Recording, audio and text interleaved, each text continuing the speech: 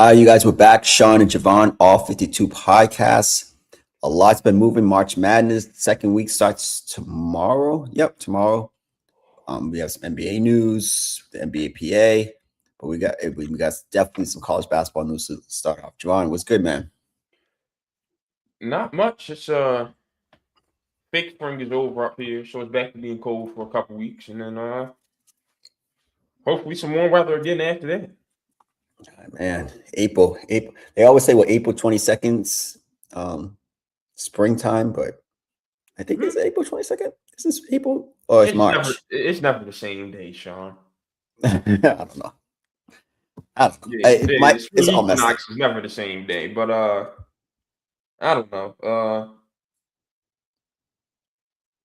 Yeah, you said March 22nd. That's my dad's birthday. I don't know. I guess St. Patrick's Day is supposed to kick off the spring season, and I don't give a damn about St. Patrick's Day because number one, I don't know no Irish people that give a damn about me. And number two, I hate beer. So yeah, like I don't they be having a parade up here apparently in my office, like not my job like participates in it or whatever.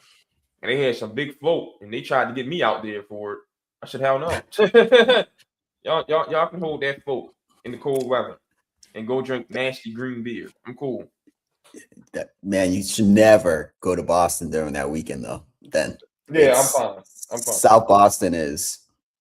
I think Jalen Brown was on the float this year in Southie. South Boston is crazy. Even at 7 a.m., the bars are open Yeah, down there. I let the Irish have St. Patrick's Day, and I let our Mexican brothers and sisters have Cinco de Mayo. Just Cinco de Mayo. I let everybody have their own thing because I know I'm gonna be pissed when people try to jump in on Juneteenth. Like y'all have y'all thing, let us have ours. Everybody be their own selves, be with their own people, have their own thing, and we'll be fine. My man doesn't want any integration or I anything ain't like saying all that, but as the years go by, Dr. King is losing a lot of supporters. You ever notice that? It's a lot of black folks who just are on social media these days, like, man, integration ain't all it was hyped up to be. I don't know if I'm really rocking with what Dr. King did for us. Like, here y'all go. Yeah, we might have to do a deep dive on that one. Hey, but That's a long conversation. it's a long convo, and it's like, you know Long what? convo. You see both sides of the argument, and you just stay out of Yeah, it's one of those things you probably just should stay out of that one. it. Yeah. You just That's a tough conversation. yeah, I'll let y'all have that argument for yourselves. Yeah, absolutely. All right, let's get into it. Hubert Davis. Hubert Davis was fired by North Carolina after 5 seasons. Took the UNC to the national championship game in their first season. Beat Duke, knocked off Krzyzewski. Those are his signature moments. But I don't know about anyone else, but UNC has fallen from the grace of the elites. Javon, what's your thoughts about this? Yeah, so okay, he won in Coach K's last home game at Duke, and then he sent them home in the Final Four to end his career, and went to the national championship game, lost to Kansas, and that's been his claim to fame. But you got to do something besides that at some point. And Hubert has not done that. Why is Carolina ever in the first four and always a lower seed? And the thing with Hubert, though, is there's an issue that goes beyond him, and that is the philosophy at Carolina. Caleb Wilson is the first one and done at Carolina since when? What, Harrison Marvin Barnes? Williams or Harrison Barnes? Was Harrison Barnes? No, he was a sophomore when he came out. He went back So, to school. I'm so gonna then have to look it up Marvin while you Williams. talk.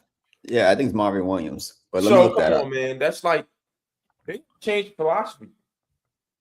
All the guys go to Duke and Cal Park. It doesn't matter who Carolina's next guy is. The recruiting philosophy has to change. It cannot be a team full of 4-year guys. There's a way to do what John Shire does at Duke, where you blend them. And before him, Krzyzewski was doing it. The issue with Calipari at Kentucky was that he was not doing it. Now, I actually like his Arkansas team because he is doing it. So, the philosophy. has to change, regardless of who you bring in. Was it the right time to do it? Absolutely. This is going to give Jeff Goodman more fuel to his fire. Stop hiring these black former NBA players to be head coaches in college basketball. Lord have mercy. But it was needed. It was needed. Carolina had fallen a little too far. I had them losing the Virginia Commonwealth, by the way. So no shocker. Oh, Sean, remember last year I had 13 in the Sweet 16? Yes. I got 14 this year. So we in good shape. We in good shape. You put any money? You put any money on this? Kept losing by one. I kept losing by one. Parlays over the weekend kept losing by one. Then my upset parlay to where I'm like sending on FanDuel, you could bet your bracket, whereas you could bet on certain teams to reach certain rounds and certain teams not to reach certain rounds. I lost one this weekend, Sean, literally by 1 point. Oh, I'll be sick. Miami, Ohio, plus 21.5 against Tennessee. Miami, Ohio, plus. Oh, that's tough. Lost by 1 point. Damn, I was not okay. I was not okay. So yeah, I think it was time. I think you call up Kamani Young and Luke Murray at Connecticut. Word on the street is Billy Donovan might leave the Bulls after this season. I think that's another phone call. And just get it rolling again. Go after the 5 stars. Go after the one and dones. Simple and plain. So Harrison Barnes did stay 2 years in Duke, but he was a highly recruited freshman, high school recruit. So I understand, but he's still not at Duke, at North Carolina. He stayed 2 years in North Carolina. So yeah, I've been called. I feel like when or a place loses its luster, like this place, LSU, there's certain places that should not everything is given in life that every year you deserve to be in the national championship game, but you should be in the conversation, and UNC should always be in the conversation. And the last couple of years, the gap between them and Duke is substantial. It's gotten bigger since Roy Williams has left. But even when Roy was there the last couple of years, Duke was getting all the one and dones, and Duke was the marquee name. And I think Duke's the biggest brand in college basketball, and it's surpassed North Carolina by leaps and bounds. I'll think of UConn. I'll think of Florida. I'll think a bunch of other schools, Kentucky, before I think of UNC anymore. Like even UCLA had more like some relevance before, but I just don't. I think that type of school needs to be in the conversation. Kansas has leaped them. They have fallen to the back of like the quote unquote blue bloods, and you need a guy, and he's a good Christian man. They say he's a legend in UNC. That's all cool, and God bless him. If he wants to go back to TV, he'll go back to TV. Whatever he wants to do, he's good in North Carolina. But they just lost their luster. They lost that it didn't mean anything about UNC like that anymore. And it's not to be disrespectful, but they lost it. I remember at one point Notre Dame lost it. They're starting to get it back. Just certain brands just need to be in a different conversation, and they haven't had that. So I think I was reading last night, and I'm trying to pull it up right now. They need to go big name hunting. Like, I don't care. You go, Billy. I know you said, if we were texting last night, that Golden has no reason to lose Florida, but I'm making the phone call anyways. Iowa State head coach, I'm making a phone call. Any guy, everybody's open. Dusty May, anyone, and I'm calling Mike on the phone. Mike, what's the budget?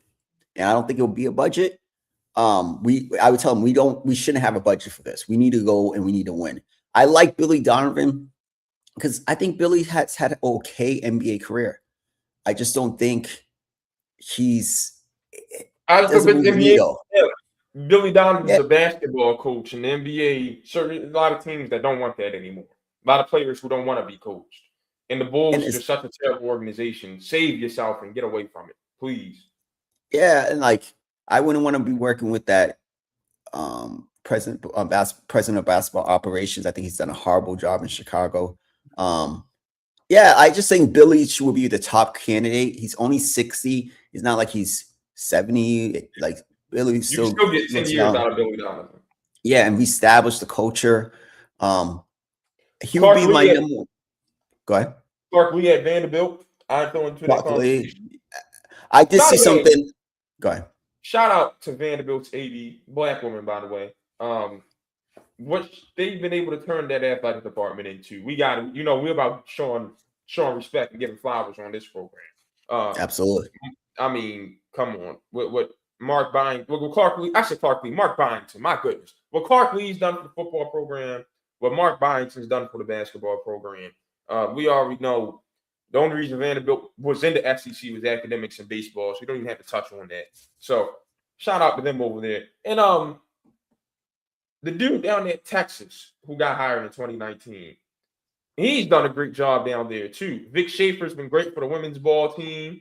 Oh, and Vanderbilt's women's ball team was great this year too. They a 2 seed in the tournament, I think. Shout out Texas AD too. Sarkeesian's working out so far. Vic Schaefer, Sean Miller's got them in the Sweet 16. So I did want to highlight those two athletic departments. But yeah, Mark Byington at Vanderbilt would be in my conversation too, because you can go from Tennessee to Carolina easily in terms of recruiting. Oh yeah, you'll be able to do it.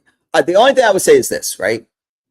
I did hear this last night, and he would be the top guy, but I'm not leaving Boston. Brad Stevens. If you could convince Brad Stevens, and maybe that's the only job he will actually consider to go back, leave the Celtics. But with Tatum and Brown, they have another runway for another 5 to 7 years. I'm not leaving, and I think he's one. I think he's top 5 as an executive in the NBA. I'm not leaving Boston to go to UNC, but him and Billy will be my first 2 guys. But then Iowa State will probably be my what's his name to Iowa State? TJ Oxelberger. Yeah, he'll be my 3rd guy. I like his energy. I like his swag, but it cannot be anyone in the Carolina family. I'm gonna be disgusted. No Charmaine, no Jerry Stackhouse. I'm done with that. Yeah, Stackhouse, I saw him at Vanderbilt. No, it'll be more the same issues, but he'll recruit though. I will give him that because he started this for Mark Byington to turn things around at Vanderbilt with the level of players he was bringing in, like a Scottie Pippen Jr. I don't want TJ to leave Iowa. Stay home. That's your alma mater. Dusty May, you just got to Michigan. You can stay. Tommy Lloyd, Arizona is a brand in college basketball. Yeah, I'm not leaving Arizona. Them. There's no need for you to leave. No. Like I said, Todd Golden, you've built Florida up to get back to where it was under Billy Donovan and surpassed Carolina. And those have been equal programs this millennium. There's no need for you to leave. By the way, Sean, I don't know if I had this conversation with you or not. I remember having to run my homeboys, dog. I said back in November, I said, Florida's season is going to end, and it's going to have something to do with Xavier Lee. I said, when Florida's season ends, it's going to be because of Xavier Lee. And what happened this weekend? Passes out of a layup with no time on the clock. Didn't even get a shot up. I hate when I'm right like that. Like, buddy, it's March 25th right now. When I said that, it probably was November 25th, to be honest with you. Come on, man. That's 4 or 5 months. Yeah, I can't stand being right like that accurate on stuff. No, that's come on, man. Them lights got too bright, and that brother pissed down his leg. And we knew it was coming. First month of the season, we knew it was coming. When Florida got off that slow start and just could not show up against the good teams. I think I do think it was well deserved the way it fit and how they lost. They were very inconsistent this year. At some points, they played better at the second half. So sometimes I think you get what you deserve. I really believe that in life. But Xavier Lee, just the lights were too bright for him. Him and Jeremy Lin. Hey, you can get 1 season, I guess, and then go right back to normalcy. Boogie Flan, no. And then they just didn't have enough spacing. You know, they had 2 power forwards in the center in the starting lineup. That was the Western Conference All-Star team in the early 2000s. Remember, it'd be Kevin Garnett starting at the small forward every year. Yeah, so, Duncan, no. Yeah, and then a center. Yeah, I do think they need to figure it out. But again, Carolina's Carolina. But I agree, the guys you name, I built Florida. I can win in Florida. I think Golden's next step is the NBA if that's what he wants to do. He's only 40 years old. So at some point, his challenge might be, if it's not college, because there's only a few jobs, Kentucky, Duke, one of those jobs, UNC is maybe in that conversation, is like, oh, I might want to leave Florida for that one. But I think his next step is the NBA if he wants to do that. But he's super young, so we'll see what time happens, what happens over that time. But yeah, I just think you go Donovan, you Stevens, and then you kind of go down the list. But I think someone's going to take this job. I know it's not the same landscape as college, like they're not in the same category, but it's such a really good job. I did like what you say about, I would take Luke Murray because I think he was been the engine behind the offensive way they play offense at UConn for so many years. I think he'll be able to recruit. We need North Carolina to be back into that Kentucky, Duke conversation, UConn conversation, Kansas conversation. College basketball is better when North Carolina's back in that conversation. Yeah. No first round, no top 5 picks since 05 or something like that. Yeah, Marvin Williams was the last one. That's not good enough. When I heard that stat, I was like, that doesn't make sense. I mean, we've been talking about that on this podcast for years now. So Caleb Wilson probably breaks that streak, but yeah, he does. Got to keep going. Sean Kate Cunningham has a collapsed lung. Didn't stop the Pistons from taking care of business last night. Donis Jenkins is, to me, he's looking like Andrew Nembhard when I say those are 2 backup point guards who need their own teams. So Cade's out indefinitely. Kind of impacts the 65-game rule, and we'll also get into that later on. Your thoughts on Detroit without Cade Cunningham? The East is so weak that it doesn't really matter. And Boston has kind of hit like a little rocky patch over the last. They haven't been as good as I thought when Tatum was going to be, and that's probably expected. I still think they could finish with the number 1 seed. The East is so weak, even though I think you said it a couple weeks ago in our group chat.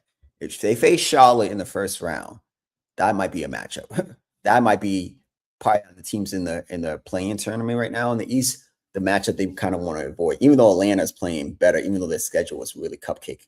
But I do like how athletic and young and unpredictable Atlanta is now. Prior, when the Trae Young days was just, we knew what the kind of offense and type of team they were going to be. But now I'm not worried about Detroit. I think they still will most likely win the first round. And it's about getting healthy because then that 4 or 5 matchup will be Cleveland and I can't remember who's the fifth seed. But I'm not worried about Detroit if they can just survive. Trey Water, don't bring him back for the regular season. Again, I know it's going to affect his 65-game rule. And again, we'll talk about that later. I'm not really worried about Detroit. I think they'll survive enough, but they're not going to beat a Charlotte in the first round. So they need him before the playoffs. Yeah, they got a 5-game lead on the Celtics, who, like you said, they're figuring things out, getting Tatum back into the mix. Not everyone's going to be Chicago when Jordan comes back and just, fits in seamlessly again. But even then, they had to get used to personality stuff all over again because Scotty had kind of been on the lighter side. By the way, Sean, go ahead. Talk about Scotty. Go ahead. Oh, yeah. Scotty, I saw his latest commercial or whatever that was. Him and Isaiah Thomas have fallen down my positional top point guards of all times, top small forwards all guy, just because of this blatant hate, the blatant lameness they've had displayed after so much respect. You have so much respect you garner in your career and you could lose it. And it's not just like a one thing they've done. They gradually over this time period have shown me they're haters. They show me they don't really know the game of basketball or they're just being spiteful. Because when you say stuff like this about Michael, and the guy they attacking is like, I'm a Kobe guy. So I'm not just defending Michael because I love Michael. Michael's great. I'm a Kobe guy though. Mike, come on, man, Scotty. Like Scotty, you didn't say none of this when you were playing with Mike. You wasn't playing. You benefited from playing for Mike. The fame, the championships. Come on, Scotty. And like, come on. Can we not forget? Like, number one, the first year where you were an MVP candidate, sure, you still lost in the conference semifinals. So you didn't even get to the conference final. In the second year, have people forgotten? The Bulls were pretty much a 500 team the second year without Mike. Yes. They were begging for Mike to come back for that reason. So, Scotty, stop. What do you do in Houston? What you do in Houston? What do you do in Portland? Come on. Like, let's be real. And like, it's the blatant. If I'm his kids, I have a kid who's in the NBA. I'm embarrassed. Like, pops, just chill out. Like, relax. Like, he just keeps egging this stuff on. I don't know if he's like because his ex was messing with Mike's son. I don't know, but he has this like it's disgusting to me because it's like, Scotty, yo, listen, we all think you're a great player, but no one, Javon, has ever said Michael was better. Scotty was just as good as Michael. No, because at the end of the day, if you were, you didn't have the mentality because you were the MVP or you had an MVP candidate, but you conceded when Michael came back. If you were really that guy, I'd be like, yo, I'm 1A, you 1B or 1. No, you conceded the second spot. Kobe never conceded. He wanted to be number one. Then you could have, you know what I'm saying? So like, and then when you went to Houston, when you went to Portland, you wasn't number one. So I don't get, yo, he's the greatest sidekick in NBA history. It's okay. He's one of the best two-way players of all time. But the blatant hate trying to destroy what you built with Michael and those guys, I don't respect it. And Isaiah, I lost a lot of respect for Isaiah a long time ago. And for the LeBron fans, like my older brother, who loved it. We had this conversation a couple weeks ago, right? Where I'm like, LeBron fans will talk up all the Jordan and Kobe's teammates like they were the best players of all time, and then talk down their guys who actually are in that, who actually are real something. For LeBron, they loved. Oh man, he needed Scotty this, Scotty that, Scotty could do this, Scotty could do that. Scotty was so great. Sean, who was the closer for those Bulls teams when Mike left? Cool coach. Yeah. They brought Tony over from Croatia. And the fourth quarter belonged to cool coach. Yeah. Not Scotty. As a matter of fact, I remember Scottie Pippen sitting on the bench because he was throwing a hissy fit that Phil Jackson drew up a last shot for Tony Kukoc and not him. I remember that against, and he just sat and it's just. So, come on. Like, and you listen, if you want to get back at Mike and you've done your own documentary, I wouldn't have been mad about that. But the blatant, like a book tour, every time you get a chance, you want on our podcast, Patrick Bet David's podcast, just you going on this media run about Mike. And I don't ever hear Mike talk about you. I haven't once hear Mike address Mike ain't worried about nothing but winning his NASCAR these days. Yeah, man. He's happy. Let that man be happy. Yo, you guys built a great legacy. I know I'm starting to realize maybe we're having with Brown and Tatum. Maybe it's not good to have two really good players on the same team because it always Shaq and Kobe. I know Shaq wants to play it up, but they didn't really mess with each other. You know what I'm saying? Like God rest Kobe's soul, but they didn't really mess with each other. It might be hard when you're both really that good. And Scottie was good, but I got to be honest, it wasn't a Shaq and Kobe thing. Mike was clearly better than Scottie. I got to be real. I don't think it was close. I think Kobe proved, too, he could win without Shaq. And Shaq won without Kobe. Like, I don't know. I just don't. I lost a lot of respect for those guys. And the main reason I lost respect when Isaiah and Scottie both played against Mike. And Scottie with Mike. Yo, are you saying LeBron James is better than Michael Jordan? Well, no, my thing was how Isaiah switched up his tune because Isaiah went from playing against him being a real rival to work for NBC and would not stop singing Michael's praises. Yes, like you're trying to get in his good graces and greatest of all time, the greatest of all time, and it kept going. It kept going until this social media era really just started booming. And like, come on, man, come on. No, it's disrespectful. And because again, as soon as he got the NBA TV is when this started. Actually, yeah, like just straight hating him. Like this is not just a Last Dance thing. This is pre-Last Dance. He's just straight hate. I don't respect that. And I thought there was an argument. It started off with him going at Scottie. Yes, on open court. Him, Shaq, and Reggie Miller. We're talking about how the 96 team would beat the 92 team. And, Shaq's a character and Reggie's a character. So they're going to gas up Isaiah or whatever. No, they would gas him up because he was like, Michael Jordan, greatest player of all time, Magic Johnson, Larry Bird, right after him. If they say they don't want me on the dream team, that's fine. But Scottie Pippen, man, go to the park. I will never forget that episode ever. Because Ernie had cleared off like this long couch they used to have on the set. And would let them lay down like they were at therapy. So that was Isaiah's complaint. Shaq's complaint was, I remember I was dominant. I'm averaging 28 and 15 without the free throws. And then there's this good-looking little David Beckham guy averaging like 15 and 10, stealing my MVPs from me. And then Grant Hill was like, I see why we never won in Phoenix. Shaq was mad at the point guard. But like, yeah, man, it's been going on since then. And then the Dream Team documentary and all that. But yeah, man, it's got to stop. And Scottie, yeah, man, just. I got to say this. I'm just not a fan of biting the hand that feeds you, man. And I got to be real. I'm going to say this last point.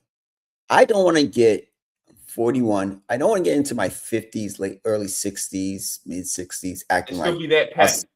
Scottie, Isaiah, even Stephen A. Smith and Jason Whitlock. I've seen those stuff the last couple of days, and it's disgusting.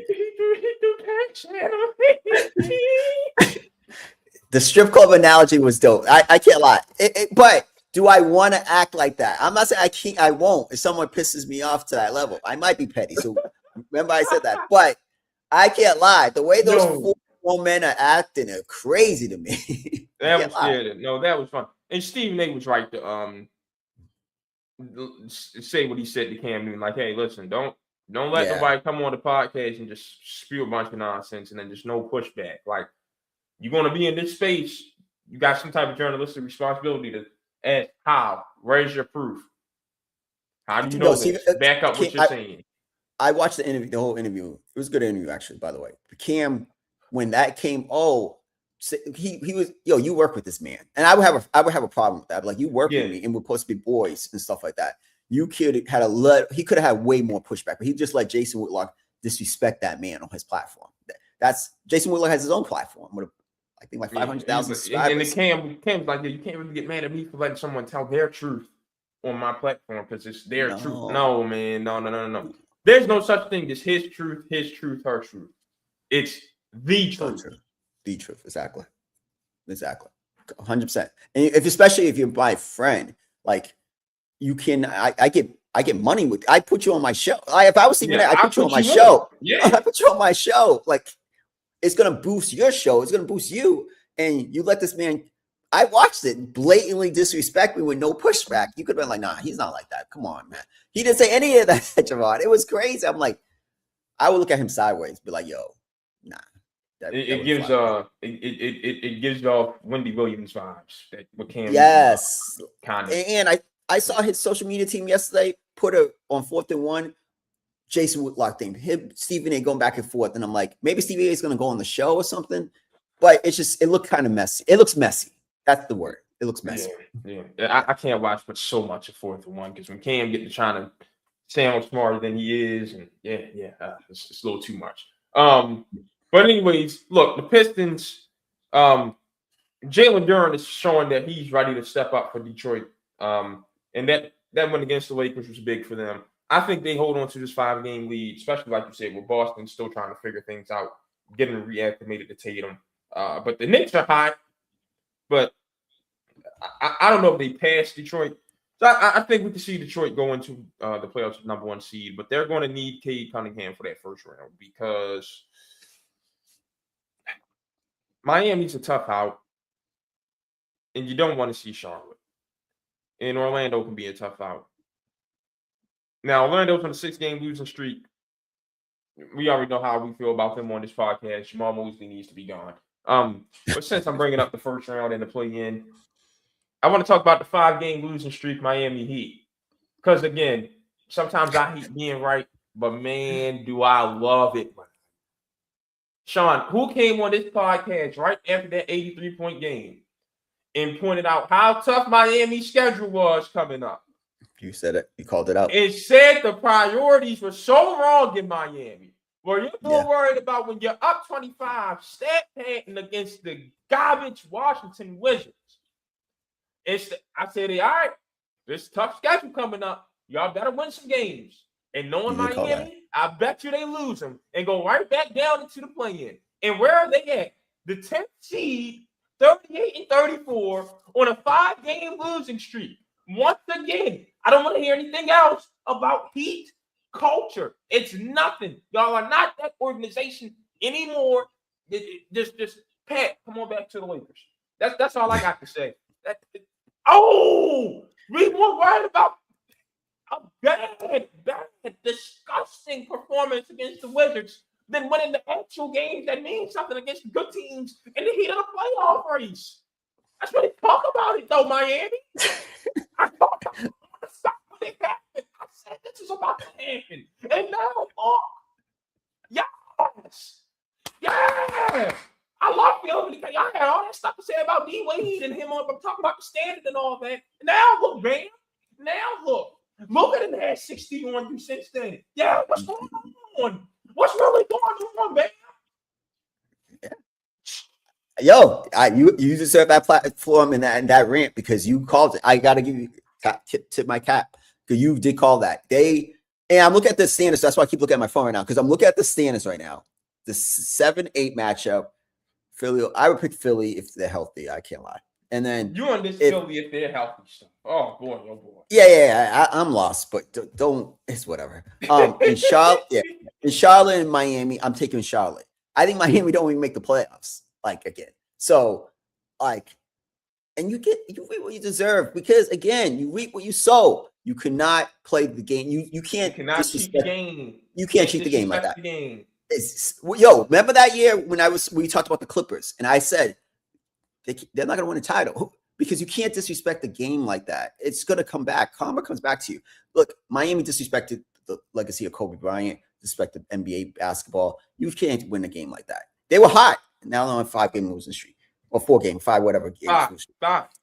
They're not going to, they're going to lose. I'm looking at the play-in right now. I'm looking at, they're not beating these teams.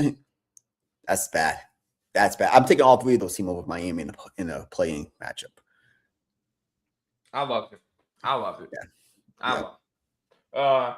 Sean, Giannis is angry again. Got some other lower body injury. And the Bucks want to shut him down for the season, which he is angry about and trying to fight. And the NBPA is on his side trying to fight with him. And then you have the owners come out and tell Ramona Shelburne he either signs a contract extension or gets traded this summer. When is the Giannis stuff going to stop, man? I said a few weeks ago, I'm sick of talking about it. I said it on this podcast. I think I texted it in our group chat.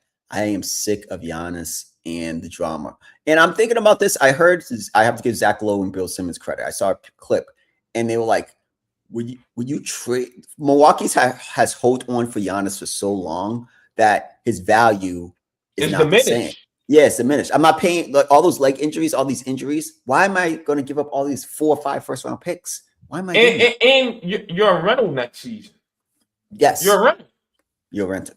And your damaged goods. You're used Xbox controller at GameStop, man.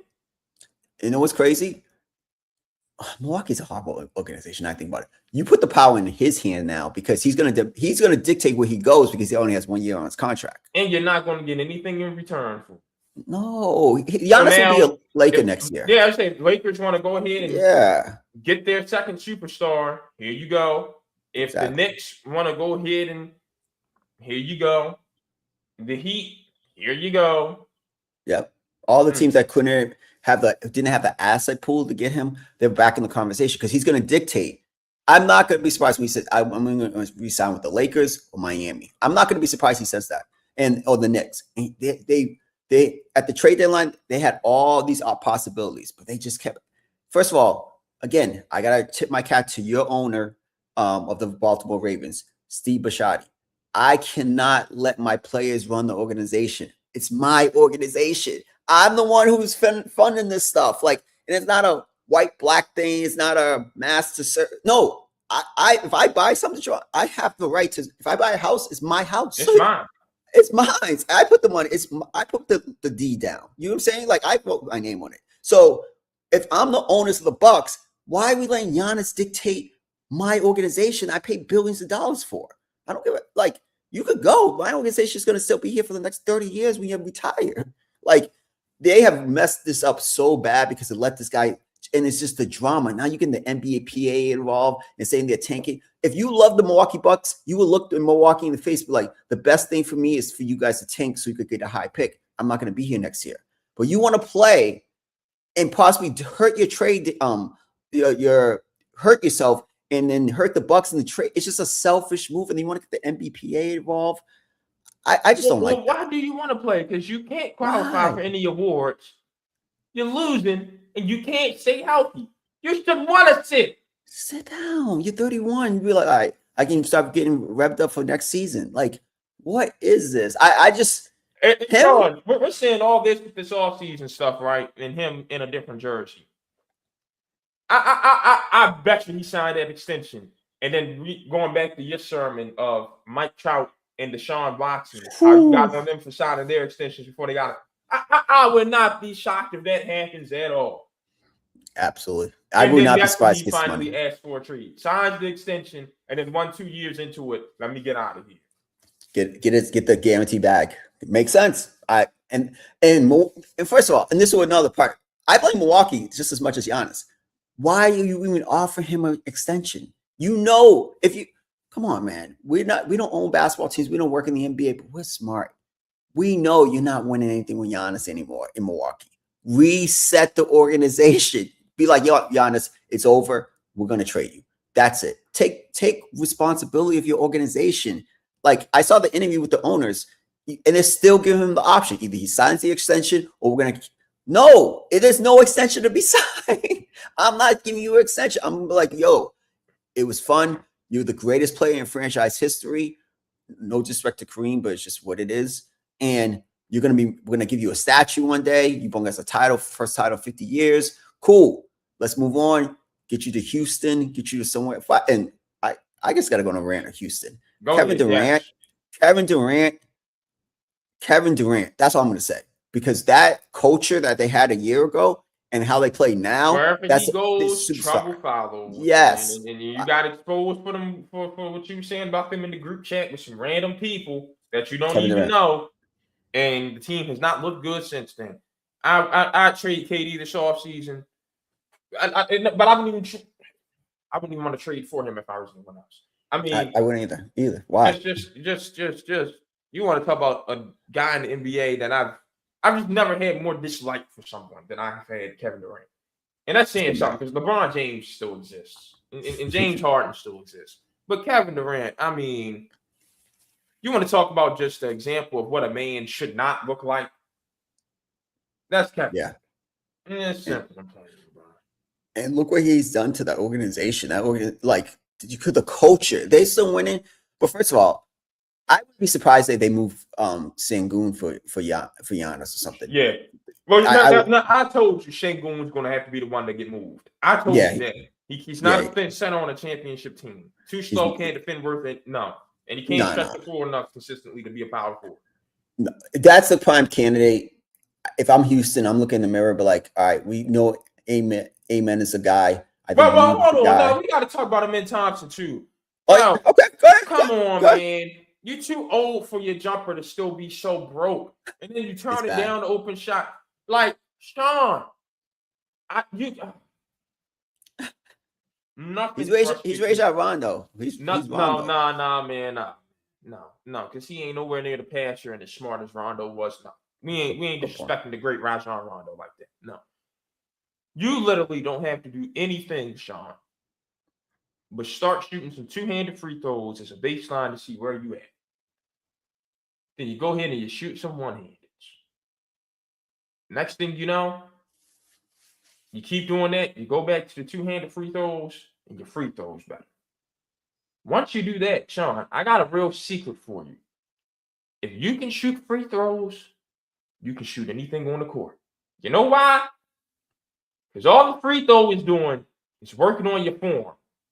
Mm-hmm. Once your form is down, you're fine. That's why you shoot one-handed free throws. Because you're only supposed to shoot a basketball with one hand. Go shoot with your two. Go give me 500. Two-handed. Then for the next 3 days, I want you to do nothing but shoot 1,000 one-handed. Get your form right. So that's Monday, Tuesday, Wednesday, Thursday. Come back Friday and start shooting with 2 hands again. You're going to see improvement. Keep doing that. After that, shoot 1,000 threes a day. You will instantly go from a 28% to a 35% shooter from three. Just like that. Just like that. I don't know why in this era of the jumper, it's become acceptable to also not have one as a guard. That makes no sense. So I can't draft a big man unless he can shoot.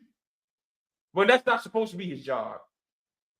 But I can bow down to a guard who can't shoot, and that is supposed to be his job. See how ass backwards the NBA is right now? But then you get mad when we say something about it? Come on, man. So I don't want to hear about that mentality stuff, too. At this point, I'd rather have Fred VanVleet than the man. It makes no sense. I would say this. In Tyree Eason, the Jabari Smith, the core guys that we thought, oh, man, they got the young core. San Antonio's young guys has surpassed them by leaps and bounds. Well, their growth has been suppressed by the addition of Kevin Durant. Yeah. They should have kept Brooks and just kept growing it slowly, and then eventually. But, yeah, I think I'm going to – if I'm Houston, I'm selling, and I'm going to try to get Giannis and KD for a couple years and see what we could do. And I don't even know if that's great enough. But it doesn't – I agree. I thought Amen was going to be in the conversation for All-Star this year. And defensively, he's not been as good.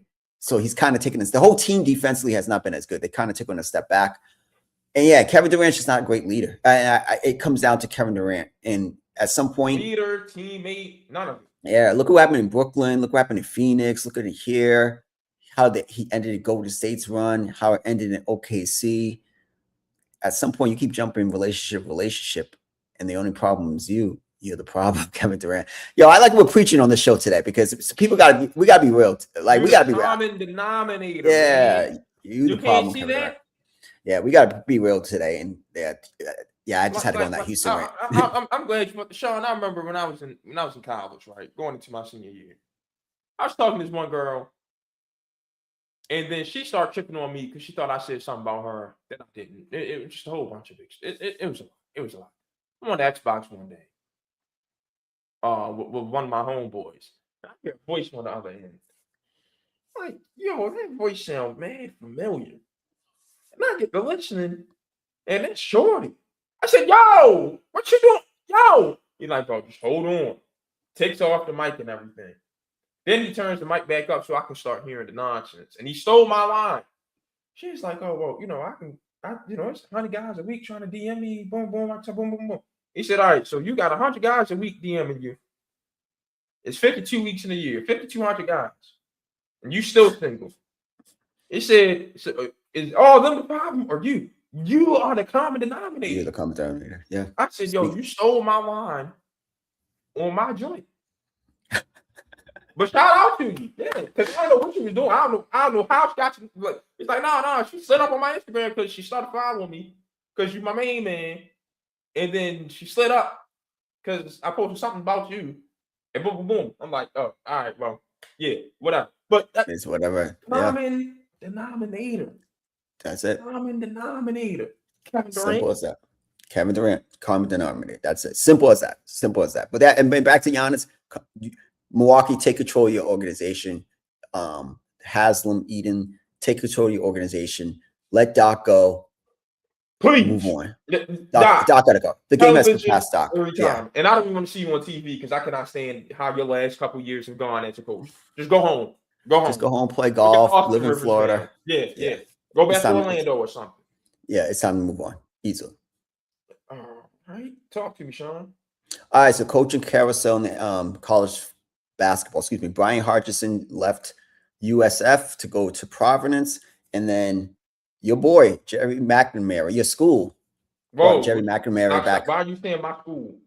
Yeah, the school you. How many times do we have to go through this? I work for the school. I'm not an alum of the school. I'm not a student of the school. I'm not an employee of the school. None of that. Good point. All right. Where Javon resides right now, they brought back a legend to be their head coach. What's your thoughts on both of the two moves? I got a couple thoughts, but you first. Shout out to the schools that did not sell out basketball for football. Because now all of a sudden they are better jobs than those other schools. Villanova's a better job than Maryland now, apparently. Providence is a better job than Syracuse now, apparently. Now, word on the street is Hodgson was never offered that job. I've covered the coaching search. You don't believe a damn thing when someone says, they weren't offered a job, or when they say they turned down the job. Because there's always some nonsense to it. I remember Matt Langle, so-called turned down Temple before he was offered, but in reality, he's like, no, I'll take the job, but I'm just not interviewing for it. So that's not really you turning down a job. And then, Charlton Young had interviewed in that same cycle. Him and Arthur Johnson came to the agreement, hey, we'll tell the press that, I didn't interview. So regardless of what happened, let's say if I didn't get the job, it doesn't look bad that I got turned down. And let's say I did get the job, but I didn't want it. It doesn't make you look bad saying that I turned you down. So coaching searches, you always believe, hell, not even half of what you hear, quarter of what you hear. I don't know. If unless Providence is going to spend money, I'm not a fan of the Hodgson hire. I've been on here for a few weeks talking about this. You coach the team with the highest budget in a bad conference. I don't think going from that to an actual basketball conference where you're middle of the pack in spending is just some great hire. I just don't. So, I don't know. And yeah, we can retire that line of, hey, you want to see how I can recruit and take a look at my wife. Some of y'all wives don't even be bad. So we can that's a 3-star recruit. So if that's what your standard is going to be at the program, whatever. So we can retire that corny line in these press conferences. So not big on that. With Jerry, you're staying in the family. Again, She's pretty though. I just looked her up. Kansas. She looks pretty. Listen, Sean. I just looked her up. Okay. I just looked her up. I just wanted to see, because I heard that line. I thought it was funny. But keep going. And so you're staying in the Boeheim family. Boeheim's still on campus, always around, to say whatever he wants about your administration, and still be front row in the press conference when you introduce your new athletic director. It still works for the school in some capacity, I think. I don't know. We'll see. I mean, it was great watching Sienna against Duke, right? Great first half. Didn't really have any depth. He was able to get a 4-star to commit to him for the 26th cycle, I want to say. So I expect that dude to follow him to Syracuse. I think he'll actually recruit some guys who can shoot the basketball, unlike Red Archery. Let's talk about this. The black head coach is becoming an endangered species in college basketball, and I'll be honest with you, Sean. That's one of the ones I'm not bad. Because for some reason, they just don't recruit shooters. They just don't. They recruit athletes, a lot of athletes. And that's not how it goes, man. Yeah. We make it hard to defend ourselves in college basketball. I'll tell you that. And then you do get somebody who can. You don't run an offense, or you get somebody that's a personality problem. I don't know, man. We're about to get phased out of college basketball. But maybe not, no, because the young crop are changing that. I'm sorry, because Chris Crutchfield, our boy, does great at Omaha. Tevin Sadler does great at Nichols. Kenny Blakely does good at Howard. So I think the old guard is washing out more than anything.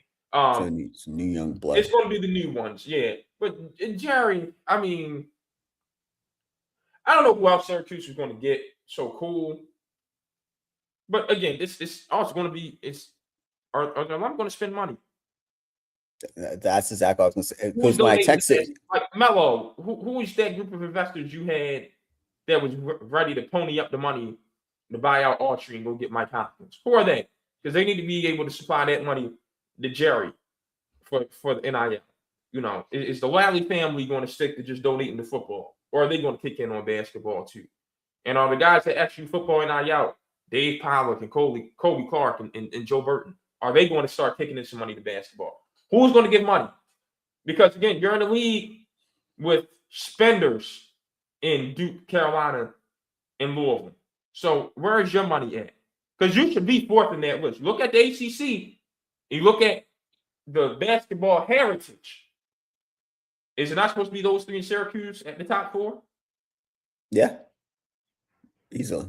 So, that doesn't happen without you spending money. So that's my thought on those first two.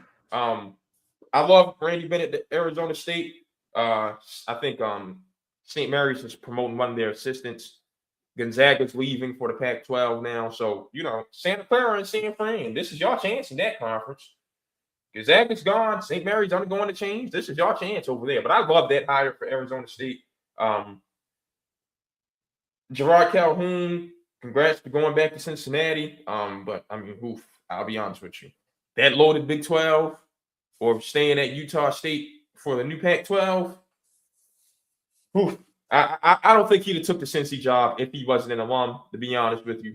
I think Utah State will have an easier time being good without him than Cincy will being good with him.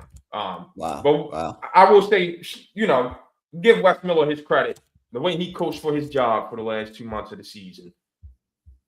Much respect to Wes. And then Charlotte is a great spot for Wes to end up. He's already worked in that conference from when Cincy was in the American. He's already worked in the UNC system from when he was at Greensboro. I think Charlotte's a great landing spot for Wes Miller. I'm not happy about it because we have to deal with them. And we can't get anyone to spend money our damn selves. Coach Fish, hang in there. I already texted you after the season. You know I love you, but I'll show you some more love. Hang in there, buddy. That's Wes Miller to Charlotte. That's a great hire. That's the top 5 hire of this cycle for me. Yeah, I know you were raving about that. I like all the hires. I don't have much to add. The only thing I do agree with this is Hutchinson leaving USF to go to Providence. I don't know. I don't know. That's too TBD to me because USF. I don't see Providence as such a bigger upgrade than USF. I could be wrong. Oh no, it is. It is. You think so? Yes. That's where the concern comes in from, making that leap from South Florida to Providence. We're talking about the American and the Big East. But are we talking about? Well, I think of the Big East. I think in a whole different terms of the Big East, not this Big East. But I see what you're saying in that aspect, the level of competition. But I'm talking about recruiting dollars, be able to get better players. Yeah, that's it. Yeah. You had the highest budget at South Florida in your conference. That's not the case at all at Providence. That's my thing. So I don't think it's going to work out because he's not at the advantage. And again, he had the highest budget in a bad conference. They're going to an actual good conference now, and you're not going to be the big bully of spending. I just don't see it. I thought that was the one guy for everyone to stay away from this cycle.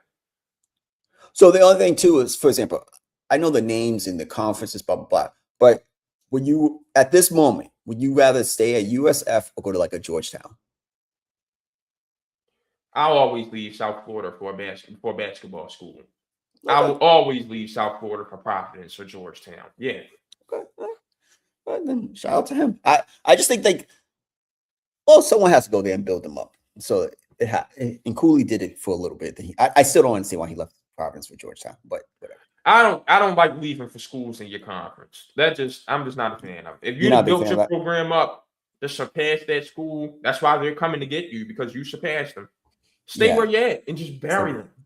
Exactly. That nostalgia stuff doesn't work. But yeah, shout out to all these coaches. I like all the moves. I do like Bennett going to, and I do, like you said, in Syracuse is all about does this hire make Melo and those guys spend money? Simple and plain. All right, Sean, how's your bracket looking? It was good. I didn't have a lot of upsets. Remember what we talked about last week? I didn't have a lot of upsets.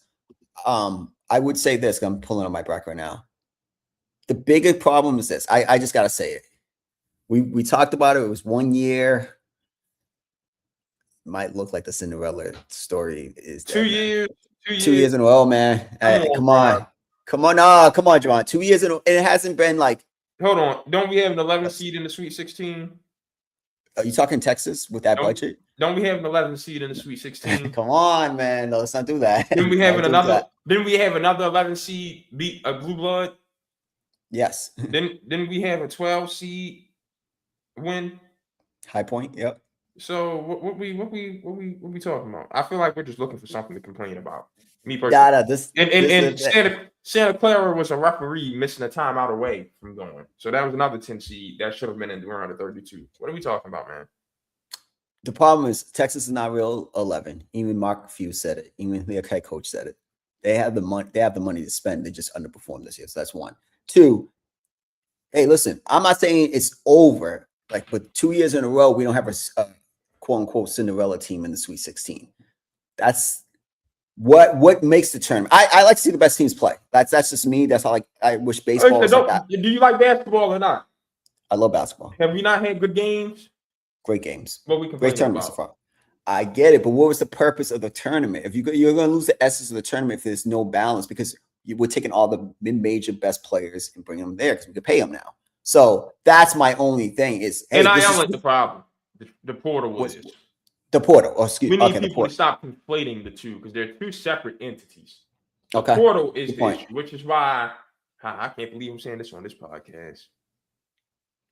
I am in support of Tommy Tuberville. 5 years to do 5, 1 free transfer. After that, you got to sit a year. 100%. Simple and plain. Because now I'm not going to transfer from Central Connecticut to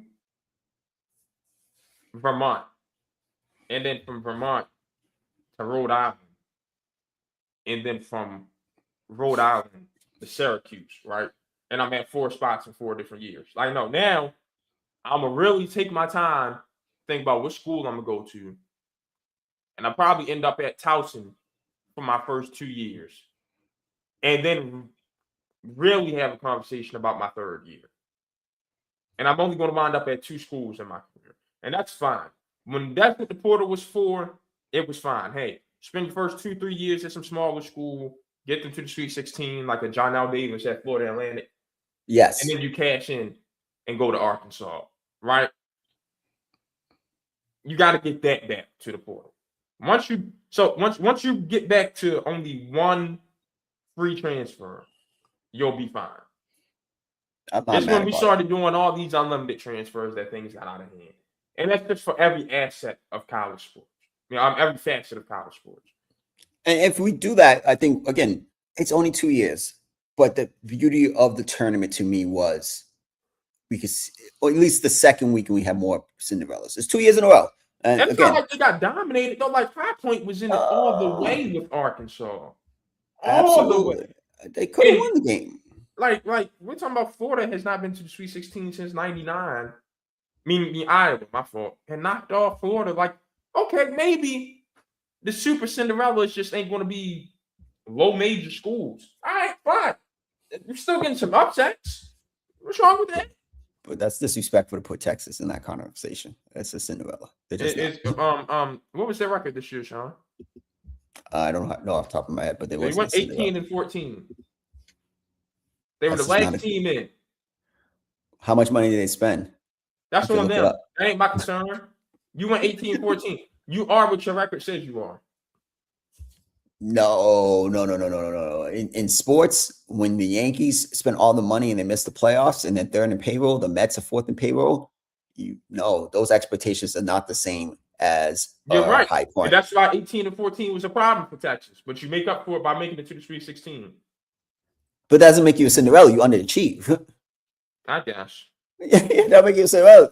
And when the Mets made the loss, if the Mets are not consistently winning the NL East, I don't want to hear no Cinderella team. You have the 2nd best payroll, and you have the owner with the most money in baseball who's willing to spend. You ain't no Cinderella team. You're supposed to do what you're supposed to do. Yeah, I get that.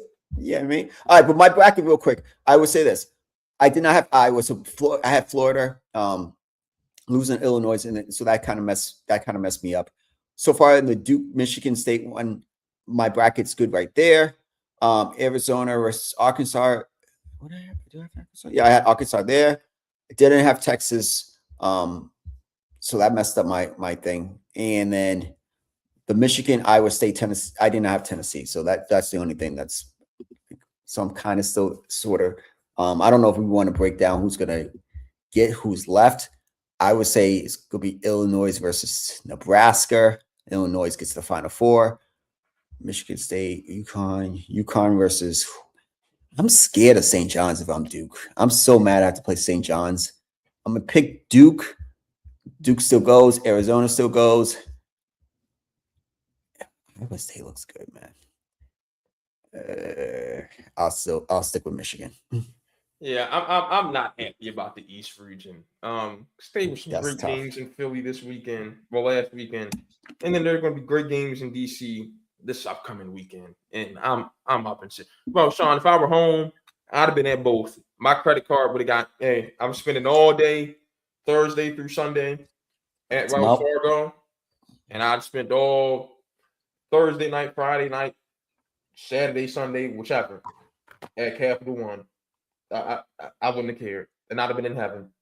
That this year's East region is probably the best region I've seen in all my time watching college basketball. Really? Loaded. I mean, and speaking of region, Sean, you see Syracuse's women's coach complaining about always being sent to UConn. Yes, I saw that. Improve your team, win the game. Are you not in the East? That's what I'm saying. You're in the East, and What you want to get sent to the Midwest every now and then? Is that an hour and some flight? Maybe. I don't know. Now that was a baseless complaint. Coach Jack's cool peoples, but I can respectfully disagree. No, just no. Win a Makes game. no sense. Show up. Don't get smoked by 50. You're not in that you're not. You don't have that cachet to bring that conversation up. You know what I'm saying? You haven't done enough. Or go be a high seed where you get sent out of your region because they grant home court advantage to the higher seed. Whatever. Exactly. 14 of my Sweet 16. The problem is the two that have been knocked out so far, I had going to the Elite Eight. So I can only get 6 of my Elite Eight. That's going to be down from 7 last year. I'm a little mad about that. But I'm not making any changes in my predictions. Duke, Illinois, Arizona, and Iowa State to be my Final Four. And Duke to beat Arizona in my national championship. I'm not making any changes, man. But I want to say real shout out to Ben McCollum. Wherever he goes, he wins. Great job at Iowa. That whole triangle or circle, whatever you want to call it, worked out. Because he goes to Iowa and they do something they haven't done in decades. Fran McCaffrey leaves to go home to Penn. And they upset Yale, the Ivy League power, to win the Ivy League. And he's only at Penn because they got rid of Donahue, who went to St. Joe's to be Billy Lang's assistant. But then Billy Lang leaves at the 11th hour to go be an assistant with the Knicks. And Donahue steps in there after some lackluster years at Penn during his last couple years of that tenure. And St. Joe's becomes a damn good team in the A-10, gets to the NIT quarterfinal. So shout out to all those guys. And that it worked out. Yeah, it worked out for everybody. I'm going to say this, though. If St. John's beats Duke, they're going to the Final Four.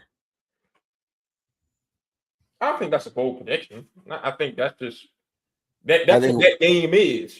Yeah, whoever wins that goes to the final. It's the Seattle Rams prediction this year. Whoever won that was going to win the Super Bowl. Whoever wins that going to the Final Four. Duke and St. John's and then Michigan State and UConn, boy, Friday night's going to be fun. Oh, actually, I'm going to switch that up. Whoever wins that conference is going to the national championship. For the national championship. That's what I'm saying. That is the best region that I have seen. You said that Arizona is still my team to win us. I picked them at the. Hey man, you can stick with it. Whoever wins the East wins the national championship. Simple and plain. And that's not to say the Midwest isn't shaping up to be good. And because shout out to Tennessee, did not see them getting this far whatsoever. I know my boy Nate. Those boys. Yeah. So no disrespect to Tennessee. Congratulations to them or whatever. And shout out to Alabama because I had them getting upset earlier. Congrats to Texas. But yeah, man. Whoever wins that East is winning it. Yeah, the East is crazy. I can't wait for this weekend's games. Starts tomorrow, right? Thursday. Yeah. Sweet Oh, so I'm 16. wrong. I only had 12 with the Sweet 16. Oof. Oh no, that's not good. I don't like that. I don't like that at all. I ain't a fan of it. Jeez. That's one worse than last year. I don't like that. All right. Yeah, let's move on before I get mad. Moses Moody tore his patella tendon Monday night. Watched it happen live. The injury bug kicked the Warriors' ass this season. It's time. If I'm Joe Lacob, what are we gonna do? Bring Steph back next year, Porzingis back, Butler back, like maybe sign LeBron to be an old team. We just got even with that, you're still not beating OKC or San Antonio in the West. In Denver if healthy. So it's time to break up the team. Do what Danny Ainge did. He set the Boston Celtics up for a 2-3 year gap, and then they're able to set up themselves for another 10-15 year run. Let Steph still has a lot of trade value. I think him going to Charlotte would make a lot of sense or whatever, but we can go to teams when that comes. But if I'm going to say, we have 4 first round picks, we can add to that stable. Maybe we get lucky because we're not going to make the playoffs, even though we're in the play-in, and we move up like Dallas did last year and get into the top 4, one pick. The NBA always owes us that for the last 10 years of dominance for our team. So I think, yeah, I'm moving on, breaking up the team. Simple as that. All this was supposed to be avoided years ago, which we're talking about. When you let play ball, when you're supposed to go ahead and trade Draymond. Well, no, you're supposed to let Draymond walk, trade Clay, rebuild around Steph, Kuminga, Poole, Wiseman. But you got a head coach that don't believe in developing young players. So here you go. But you lost Brandon Podziemski. Makes no sense. But yeah, Steph won't come back until the play-in. I'm sick of Jimmy. Now Moody's hurt. That game Monday did not have to go to overtime, by the way. Draymond passed up so many open shots down the stretch. I don't know what to tell you. I don't know how he calls himself a smart basketball player. Whatever. I'm talking way upset there. It's just not looking good. No, they're not going to win their play-in game. Yeah. No. I mean, at this point, yeah. I mean, Steph, where you want to go? Yeah, it's time. You can get some assets for these guys, some of them, and I just think it's time. And Steve Kerr's. But what's going to happen is they're going to hold on until Jimmy's contract expires. Stuff. I don't know who's trading for Jimmy in that deal. I think the Warriors are the only ones desperate enough to do it. So they're probably going to hold on until Jimmy expires. I mean, yeah. Listen, the window's closed. We know it. Oh, it's slam shut. But that's what I'm saying. Like, so you just Steph will try to call LeBron and see if you can go ahead and squeeze one little bit of, when you get to that, use the juicer. You just trying to get everything you can out of the orange or the lemon. Yeah, that's just where they at. So LeBron he's not getting $50 million. I could see him playing with Steph next year and Draymond and Jimmy and making it a spectacle. But they ain't gonna do anything. I don't know. That team is the definition from a middle class team in the NBA. This doesn't make sense. Sean, the 65 game rule. NBA PA is saying to either get rid of it or grant some exceptions for, significant injuries like what Cade Cunningham's got going on. Your thoughts on the 65 games? The NBA PA agreed to this. Like, I read it last night before I went to bed. You guys agreed to this move, so shut up. And it was CJ McCollum, who's no longer part of the NBA PA, like, who I think I don't even like watching him play anymore because I'm like, this guy ruined the freaking league. Like, some people like this, whatever. We'll see how it plays out till the CBA runs out. But you agreed to this rule, and you guys can't blame anyone but yourselves because your players were low managing. They wasn't taking games off. I do think you should it should be up to the commissioner discretion. Cade should not be penalized because he's been playing, he's been healthy, he's been active. It was a freak injury that he got hit by, I think, Bob Carrington on the Wizards. He shouldn't be penalized. Jokic shouldn't have been penalized if he misses, or should not be, because someone rolled into his knee or something like that in Miami. Like that's different. Wimby, same thing. Who else is on the bub? But like guys, like if you purposely miss a game or long term, like Steph should not be in the conversation. LeBron missed the first 3 weeks of the season, like those type of things. But if it's something on the court and it's not it's something we can visually see, and it has to be every rule should be a case by case situation. And I think that's what it should be. It should just be a case by case situation. But I don't feel bad for the NBPA or the players because they signed this horrible CBA and they signed these rules in place. So you eat what you sow. That's the theme of the show. The show should be called "You Eat What You Sow." Not mad at that. Real quick, Ronald Norwood, former Butler player and assistant of the Hawks, is going home to replace Thad Matta. Thad Matta, who's retiring. Saw Greg McDermott's retiring at Creighton, and the coach in waiting is taking over there. I hate those things, but yeah, you know. we'll see how both these moves work out. What's homeboy at BYU? Kevin Young kind of turned me off to the NBA assistants this year. But the 65-game rule, you know, you got Steve Kerr asking for a shorter season and all that. You know, get rid of it by 10 games. No, I did the math. We can go down to a 76-game season, and I'll be okay. Why? Because the scheduling formula right now makes no sense. You have it to where you play 30 interconference games, right? You play 16 in your division. And then the other 10 teams in your conference, you play all of them 3 times. But then some of them, like on a rotating basis, you play 4 times. Mm-hmm. That kind of makes no sense to me. Just go, you play everybody in your division 4 times, everyone else in your conference 3 times, and everyone in the other conference twice. That's 76 games. We can go down to 76, and I'll be fine.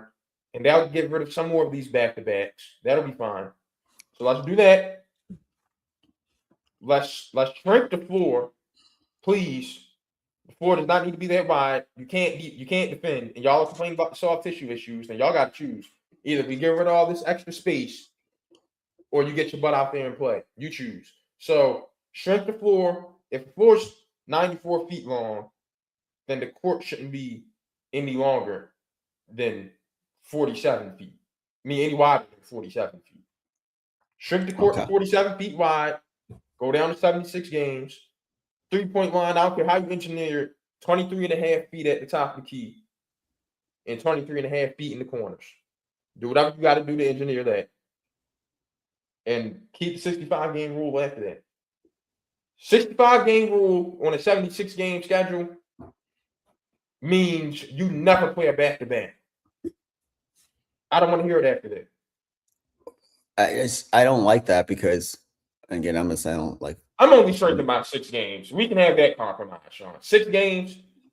Sean, it's 6 games Sean, come on. That's 6 games you're not going to miss watching the regular season. Are you? No, but I just think you compromise for the players back-to-backs. All Michael Jordan and them played 82 games. I already know. Sean, you know I know. But hey, yeah, I mean, we had already gone too far for these softies. What the hell? Give them the 6 games, whatever. I'm not chopping 10 games off the schedule. I'll chop 6. Okay. All right. So 76 games. But then if you bring 2 expansion teams, though, which I'm not a fan of right now, because I think the talent is there, sure, but these scouts know how to evaluate the talent. So they're going to fill the teams with the wrong guys anyway. And you got all the tanking and stuff anyway. I don't know if I'm a fan of 2 more teams. I think relocating 2 teams would have made more sense than adding 2 more. So now when you add 2 more, you got to redo the schedule again to where, I don't know. You know what? You got to keep that 82. Yeah, keep the 65-game rule, all that. You want to boost it up to 70? You can't boost it up to 70. They're already saying 65 is too much. I'm not going down to 60 where you play 60 games and you miss 22. Then you should have just kept it. It should just be I don't know. Just guys don't want to play. I don't know, man.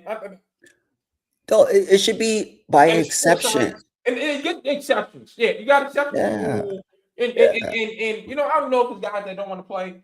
We're supposed to be the most technology advanced era and the most knowledgeable sports science, but all these guys are actually idiots anyway.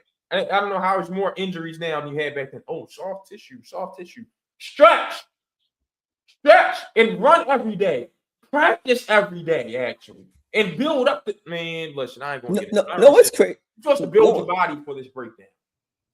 But no, it's crazy. The NBA complains about pace of play. And we do stats. The Celtics Pace don't translate to winning. No, the Wizards been at a pace of 100 for the past 10 years. They get 100 possessions.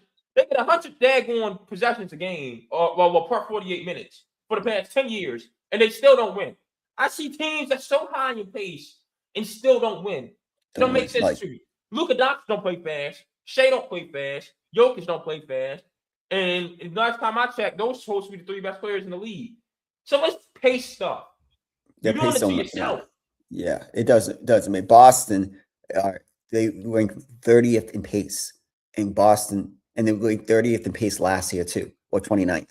And they're again a top 5 team in the East, the top 5 team in the league. And like pace doesn't equate because the pace off the top of my head, Miami, I think Atlanta's in top 5, Chicago's in the top 5, Chicago. Who cares about pace? Like, just play at a slow pace. Stop complaining. You don't have to play for all the league. I hate that whole pace of play. I do think the NBA should keep it where it is, make exceptions. I saw K get hurt. It was not a fault of his own. It was an accident. I saw Jokic get hurt. Yeah. That's not a soft tissue issue. Jokic, the knee again went. Come on. Those rules are an exception. But everybody else this year, I can't really. Even Wemby, he missed a lot of games at the beginning of the year. That's just injuries. I can't do anything for you. That's it. I don't know. The Lakers winning streak snapped. They had a 9-game streak. They had finally beaten some winning teams, and then they lose it in Detroit to the Kate Cunningham-less Pistons. What did you think about the Lakers during this 10-game stretch? Impressive. The guys were playing defense. LeBron was impressive because he finally was like, all right, it's Luka and Austin Reeves' team. I'm starting to think like, hey, you get a couple better wings around those 2 guys in a center. Reeves has taken a step. I gotta give him credit. It's hard for me to say that, but it's hard. I have to give him credit. And then Luka the last 10 games. If that's the Luka you get for 82, well, that's how support Luka. That ain't gonna last for 82 games. It won't. But he was the best player in these last 10 games. It wasn't even close. He was the best player in the NBA. Him and Wemby. Those last 10 games, he was playing some level of defense. I hate when people say it's like, oh, whatever. But I'm so over that conversation with him in defense. But the last 10 games, that 40-point, he's getting to any spot he wants. You can't stop him. He's playing with energy. The ball was moving around. Like, it wasn't just sticking. I was impressed. I can't lie. I was very impressed with what they've done in this streak. Again, clearly, never thought I would say that they'll beat Houston. I didn't even think they have a chance to beat Minnesota. Come on. All right. Come on. Let me draw the line. We already know Minnesota, every playoffs, they just come to life and just terrorize these guys. If you got an old dude on your team, they're going to beat you. Come on. We're talking about 10 games. We already know Austin Reeves is still going to be a cone in the playoffs. We know Luka's going to end up as a cone at some point. We already know DeAndre Ayton soft ass is going to get ate up. Pause. Come on, man. Come on. Pause.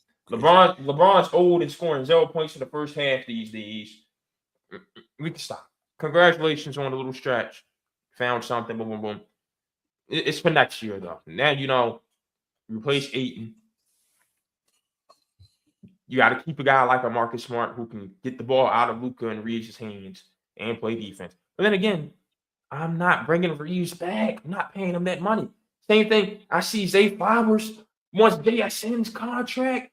Are you on dope? Oh, Are you on dope or dog food, man? You ain't JSN. So the Ravens, you need to go ahead and trade him too. I'm so sick of the nonsense and the people who ain't realistic about themselves, man. You gotta stop. Listen, Lakers, congratulations. Woohoo. You're still not getting to the conference finals. What are we saying here, man? Don't. All right, come on. Don't sip the wait. I just that went over my head, but I was listening to Zay Flowers wants JSN money. Yes. Dope or dog? Which one? He wants his JSN money. JSN money. I'm not even gonna dignify that with an answer. Like that boy better help to get $28 million. He ain't getting. I wouldn't even give him 30. Like yo? Only Puka and Puka's. He better come to the table. I want 45.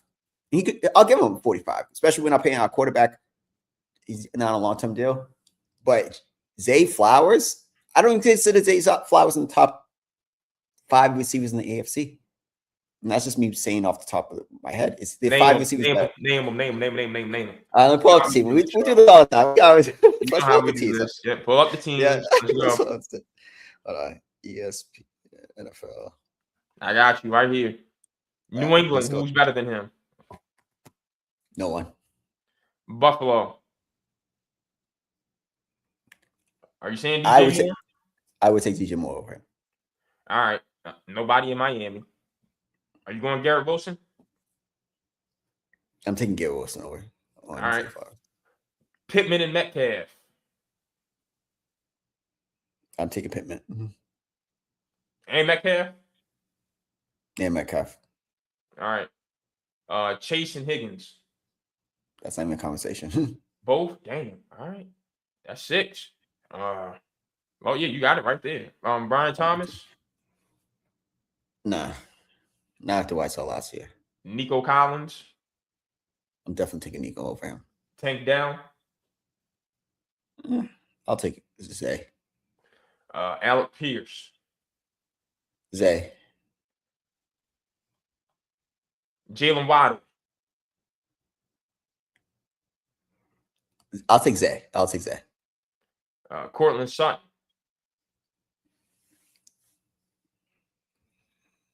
That's a tie to me. Ladd McConkey? I'll take Zay. Tyreek Hill? Right, this current one was Zay. All right, so you finished with 7 or 8 ahead of Zay Flowers in the AFC. Do you disagree, or do you think production-wise, T. Higgins can't stay on the field, so I'd have to take him out. Damn. Michael Pittman, the last 2 years, no. I wish Garrett Wilson had a quarterback to get him the ball. And yeah, Zay's been more productive than DJ Moore the last few years. So I'm taking at least 3 or 4 off your list. So you're telling me if you had a chance and you were GM in your expansion team, you're going to take Zay over T. Higgins, DJ Moore, and I forgot the last guy you said. I'm taking over. Yeah, I'm taking them over those 2. Yeah. Garrett Wilson is one I'd have to have a conversation about. Oh, yeah. Garrett's better than him. He just hasn't had a quarterback. Like he's a prison. Like I don't see that. But T. Higgins, Zay Flowers on his best day ain't better than T. Higgins on his best day. But you got to be able to play for me too, man. I get that, but he's not a better quarterback receiver than him. That's a blanket. Joe Burrow don't play, but Justin Herbert's not a better quarterback than Joe Burrow. I hear you. I ain't mad at it. But I've drafted Herbert before Burrow. Woo! Yeah, because Joe not going to play. But when he plays, he was the MVP 2 years ago. Yeah, but he won't play. That's the issue.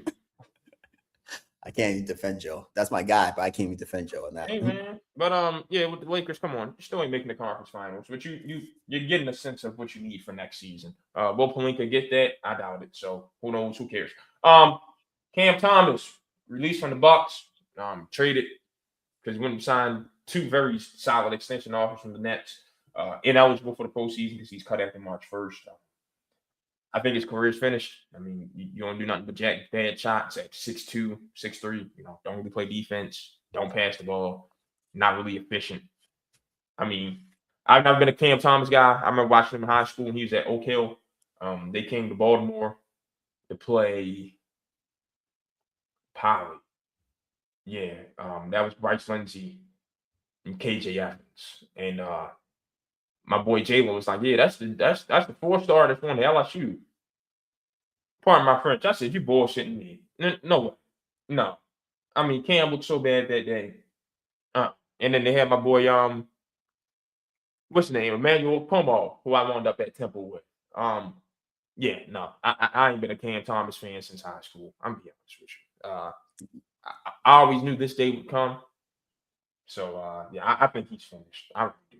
He probably gets like 1 or 2 more contracts, doesn't play, and he's gone. In the NBA? Yeah, he's about to be on the Killian Hayes track and the Markel Fultz track of a bunch of 10 days and stuff like that. Yeah.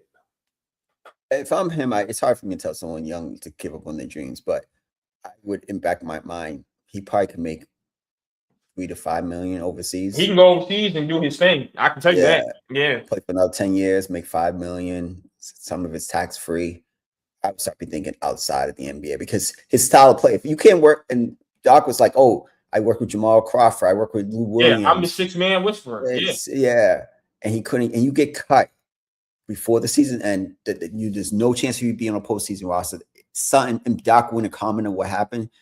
Yeah, Cam, I think it's time for you to just look in the mirror and realities can't lie to the person in the mirror and be like, all right, but he can make a lot of money. He will. He'll probably score.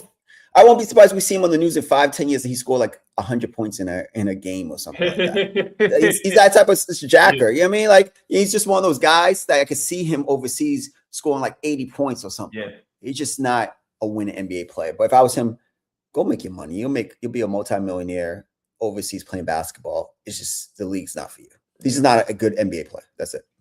All right, now Carson Wentz has joined the fray in Minnesota to go with Kyler Murray and JJ McCarthy. I don't know, Sean. I'll just let you take the lead on this.